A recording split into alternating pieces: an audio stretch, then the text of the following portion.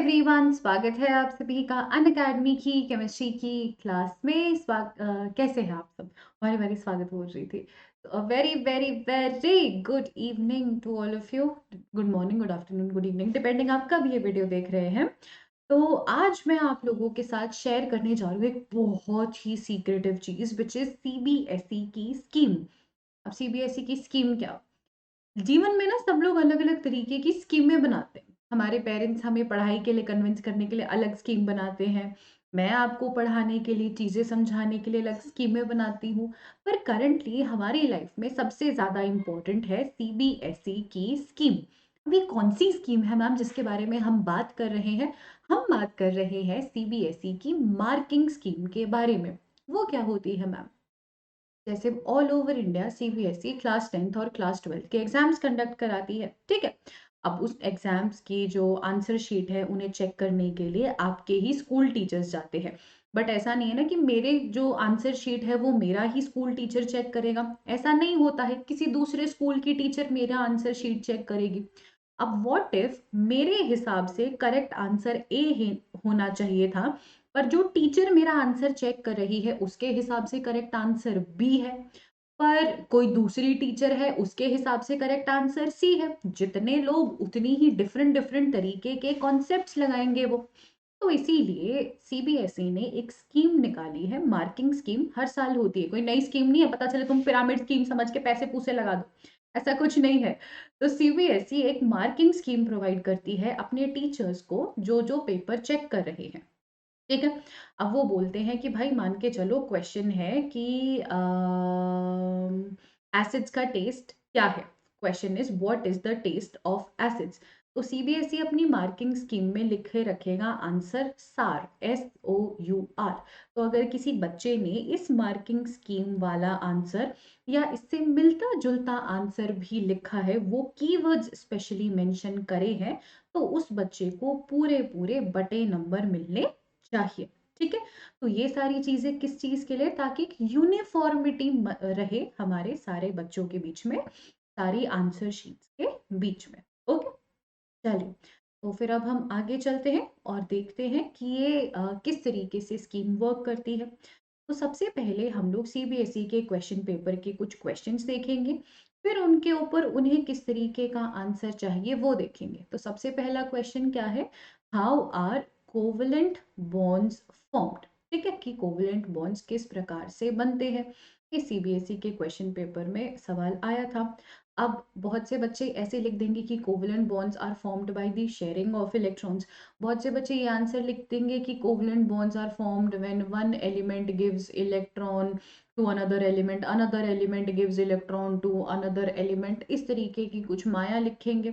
कुछ बच्चे एक नंबर के आंसर में भी पैराग्राफ लिख के आएंगे, कुछ बच्चे एक नंबर के आंसर में एक ही लाइन लिख के आएंगे, और कई बार एक वर्ड लिख के आएंगे। पर हमें ये देखना है कि सबसे एक्यूरेट, सबसे एप्ट आंसर क्या है। वो कौन बताएगा? सीबीएसई ही बताएगा। तो आप एक तरीके से समझ लीजिए कि पेपर लीक ही करवाया जा रहा है आप लोगों के लिए। तो सीबीएसई की मार्किंग स्कीम क्या कहती है? मार्किंग स्कीम कहती है कि covalent bonds are formed by sharing of electron pair या electron pairs between two atoms. कि भाई जब दो एटम्स के बीच में इलेक्ट्रॉन के पेयर या पेयर्स शेयर होते हैं तो कोवलेंट बॉन्ड बनता है ना। बिल्कुल सीधा सा एक ही लाइन का जवाब है। अब हम देखते हैं कि जो हमारे टॉपर है वो क्या लिखते हैं। अब सीबीएसई के बराबर के तो टॉपर ही होते हैं। कल को आप लोग टॉपर बनोगे, आप लोगों की आंसर शीट से भी बच्चे क्रॉस चेक करेंगे। तो देखते हैं टॉपर ने क्या लिखा है। Covalent bonds are formed by the sharing of electrons between two atoms. अब देखो उन्होंने एक और बहुत समझदारी वाली चीज दिखाई है, उन्होंने शेयरिंग ऑफ इलेक्ट्रॉन्स को अंडरलाइन किया है। क्योंकि ना होता क्या है, एक एग्जामिनर को ना बहुत सारी कॉपियां चेक करनी पड़ती है। अब वो क्या हर एक आंसर पढ़ेगा, तो कई बारी हमने जो बहुत अच्छा आंसर लिखा होता है ना वो भी एग्जामिनर की नज़र से चूक जाता है। तो हम क्या करेंगे, जो सबसे इम्पोर्टेंट पॉइंट है हमारी पूरे के पूरे उस आंसर का, हम वो पॉइंट मेंशन करेंगे और फिर उसके बेसिस पे हम आगे बढ़ेंगे, ठीक है। चलिए, जब मैं उसमें थी ना, जब मैं कॉलेज में थी या कभी भी 12th के एग्ज़ाम मैंने लिखे, तो मैं अच्छे एग्ज़ाम के साथ-साथ ना ये भी प्रे किया करती थी कि भगवान, जो एग्ज़ामिनर मेरा पेपर चेक कर रहा है ना, वो अपने घर से किसी से लड़ाई करके ना आया हो, है उसके साथ सुबह-सुबह या जब भी वो मेरा पेपर चेक करने आ रहा है, उससे पहले उसको ठंडी चाय ना मिली हो, बढ़िया एकदम अच्छी-खासी चाय मिले, उसका मूड बहुत अच्छा हो, क्योंकि अगर एग्ज़ामिनर का मूड खराब है तो स्ट्रिक्ट चेकिंग होगी। वो करेगा, ह्यूमन नेचर है, तो वो ऐसे मुश्किल-मुश्किल से इतना गंदा लिख रखा है, पूरा काटो।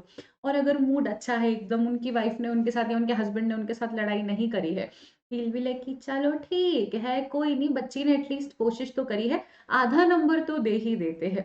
तो एग्ज़ामिनर के मूड पे भी बहुत सारी चीज़ें डिपेंड करती है, ठीक है? चलिए, आगे चलते हैं, अब हम अगला क्वेश्चन देखते हैं। अब सीबीएसई के क्वेश्चन पेपर में ये क्वेश्चन है हमारे पीरियोडिक क्लासिफिकेशन वाले चैप्टर का। ऑल्दो वो सीबीएसई ने अपने सिलेबस से डिडक्ट कर दिया है, परंतु जो हमारे स्टेट बोर्ड्स वाले स्टूडेंट हैं, ये क्वेश्चन उनके लिए है। The atomic radii of first group elements are given below. Group 1 element और एटॉमिक रेडियाई, तो ग्रुप 1 एलिमेंट है sodium, potassium, rubidium, caesium, and atomic radii है 86, 231, 244 एंड 282। तो सामने सामने मुझे डेटा गिवन है। अब इन्होंने बोला है state the reason behind the observed trend in the following elements.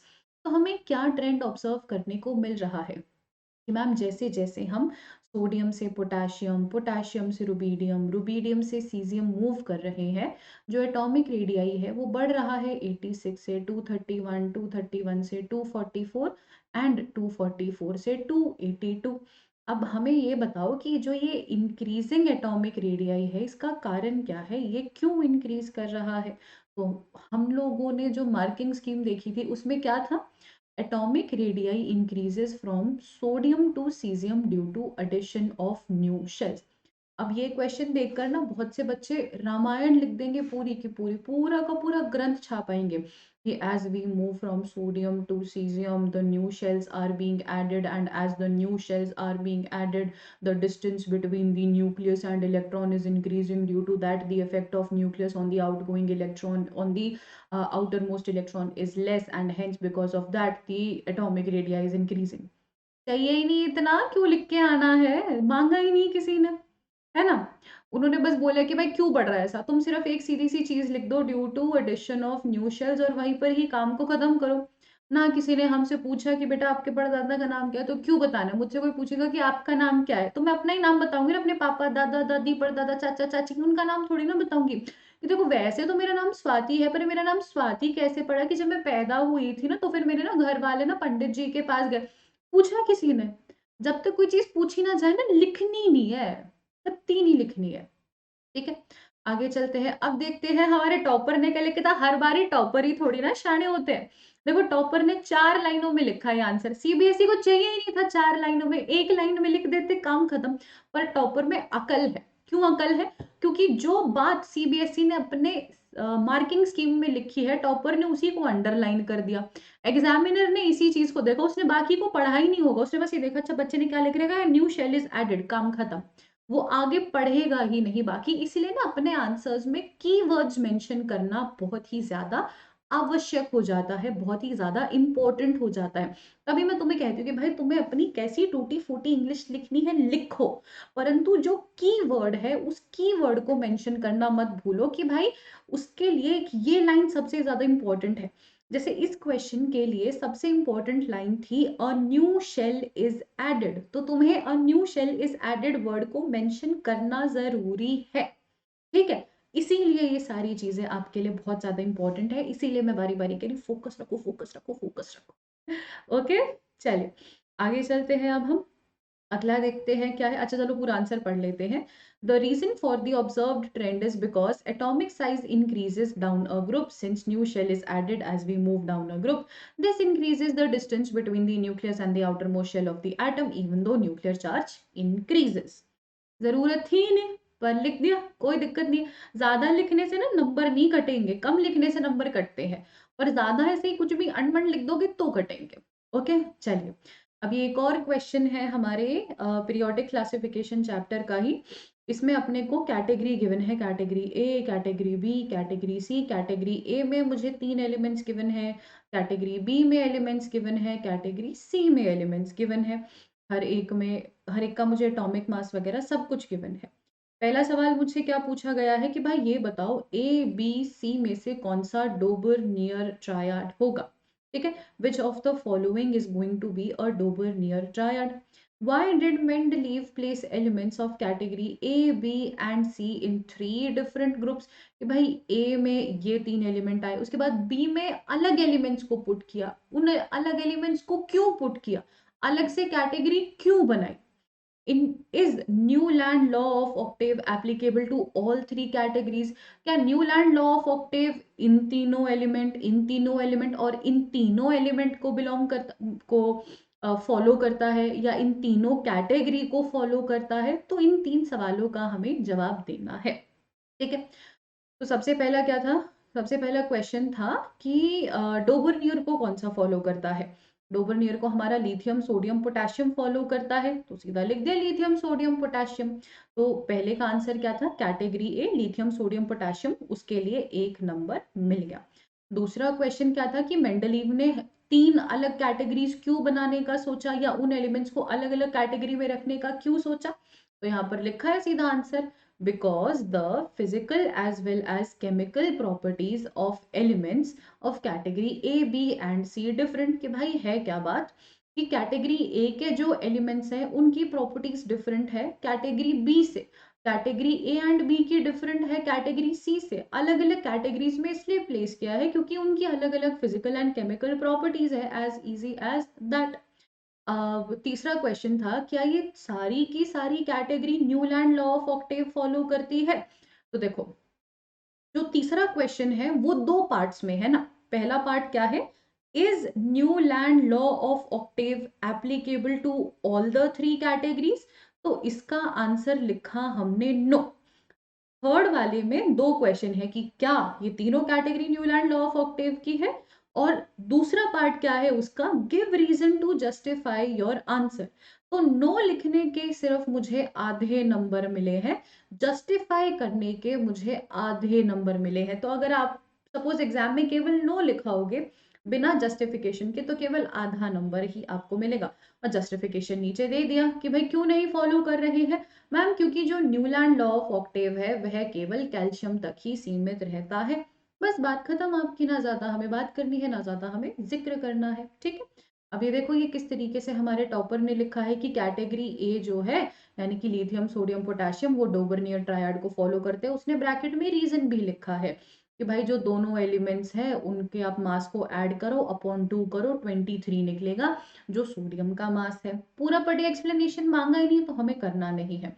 Question में ये नहीं गिवन है ना कि फिर बताओ कि कैटेगरी ए ही क्यों हमारा डोबरनियर ट्रायड है, नहीं लिखा ना कि why category A is Dobereiner triad, तो हमें एक्सप्लेनेशन देने की कोई जरूरत नहीं है। ठीक है, Mendeleev placed the elements in different groups as they had different chemical properties. The formula of their oxides and hydrides were different. However, the elements in the same category have same chemical property. ना पूछा है, ना जरूरत है, ना लिखना है।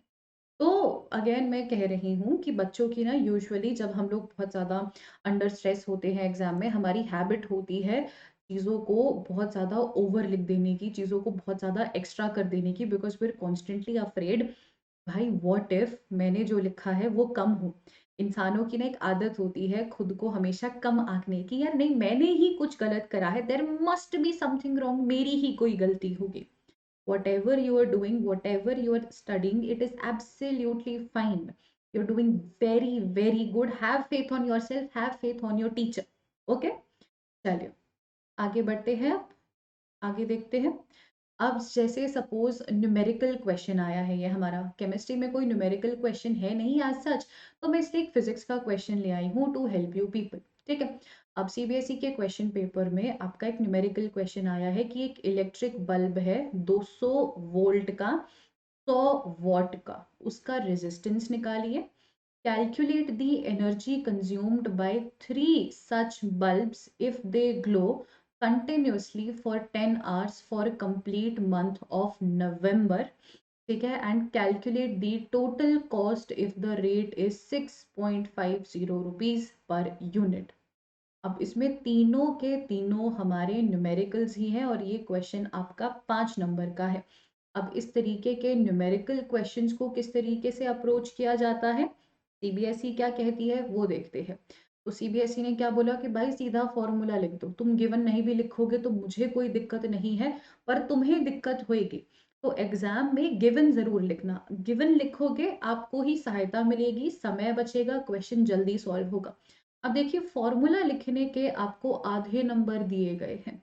अगर आपको पूरा क्वेश्चन सॉल्व नहीं भी करना आता है फिर भी फॉर्मूला लिख के आना है, क्योंकि फॉर्मूला लिखने के आधे नंबर दिए जाते हैं। उसके बाद फिर क्या करना है, फॉर्मूले में चीजों को पुट करो, पुट करने का 1 नंबर दिया जाता है। उसके बाद फिर रेजिस्टेंस आंसर निकालने का आधा नंबर दिया जाता है। तो बहुत से बच्चों को ये डाउट होता है ना कि मैम हमने पूरा का पूरा कर दिया, हमने कैलकुलेशन भी करी, पर ना हमारा नंबर ठीक नहीं आया, लाइक आंसर ठीक नहीं आया। आंसर ठीक ना आने के आधा नंबर कटता है। आंसर गलत आ रहा है, आपको लग रहा है कि आंसर गलत है, तो पूरा क्वेश्चन मत काट देना। फॉर्मूला लिखने का आधा नंबर तो मिलेगा, फॉर्मूला में इक्वेशंस जो नंबर्स है, जो वैल्यूज है वो पुट करने का नंबर तो मिलेगा, उस नंबर को भी क्यों गंवाना है हमें। ठीक है, तो ये नंबर मिल गए आपको 2 यहाँ पे। चलिए अब बी वाले में मेरे को एनर्जी कंज्यूम निकालनी थी कि नवंबर में एनर्जी कितनी कंज्यूम होगी। नवंबर में 30 दिन होते हैं, तो 30 दिन में 30 दिन के लिए पहले मैं निकालूंगी कि एक दिन में कितनी एनर्जी कंज्यूम होगी। तो एनर्जी का फॉर्मूला होता है P into T, power into time. ठीक है, P अपने को कितना गिवन है वो डाला, T जो गिवन है वो डाला। उसके बाद फिर हमने निकाल दिया कि भाई 3000 वॉट पर आवर का है। फिर उसके बाद उसको मैंने यूनिट्स में कन्वर्ट कर दिया, क्योंकि मुझसे आंसर यूनिट्स में पूछा गया है ना कि कितने यूनिट्स यूज होंगे। 1 किलोवाट आवर में 1 यूनिट होता है।